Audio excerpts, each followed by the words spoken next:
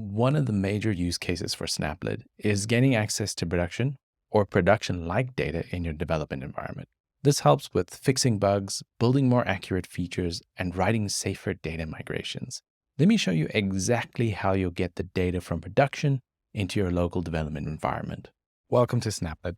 I'm going to take you through the on process.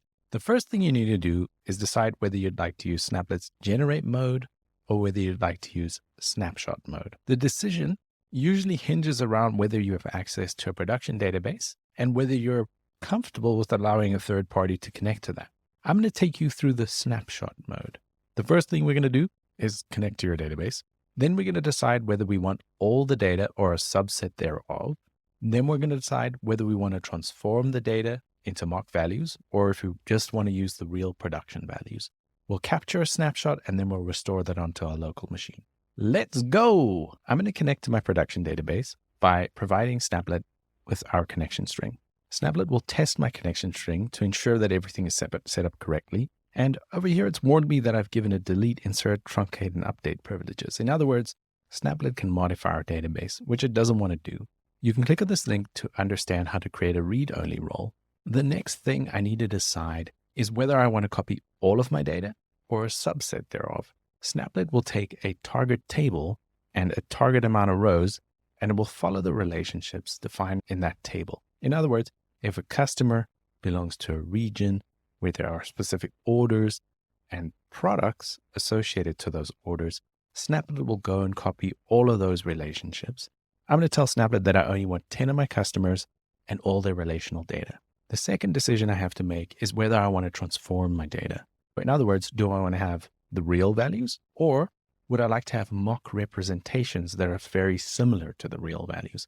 Obviously, coding against your real data is super problematic, so you should always transform your data.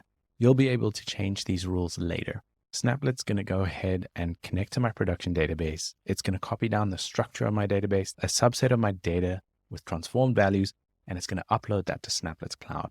When it's done, we'll be able to restore that on our local machine. So now we've captured a snapshot. We can go have a look at the data that we have inside of this snapshot. If you remember correctly, we decided that we only wanted to copy 10 of our customers whilst transforming their data. So over here, you can see we have 10 rows where there are originally 91 rows, and all the values have been transformed. Let's get this snapshot onto our local machine. I want to restore our snapshot into the database associated with this code. I'm going to run npm install snaplet, which will install the CLI into my code base. After that, we want to create a configuration file that'll permanently associate this code base with our Snaplet project.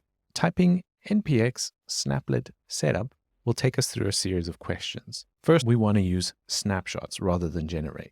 We need to set up a target database.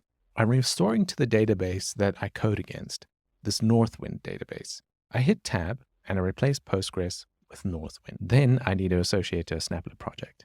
And we're done. Let's restore a snapshot via npx snaplet snapshot restore. The CLI will download the latest snapshot, restore the schema, and insert the data. You now have a miniature clone of your production database on your local development machine you can code against. If you want to restore another snapshot, you just type npx snaplet snapshot restore, and you'll restore a new snapshot. It's that easy. Head on over to our docs or join us on our Discord, and we're more than happy to help you.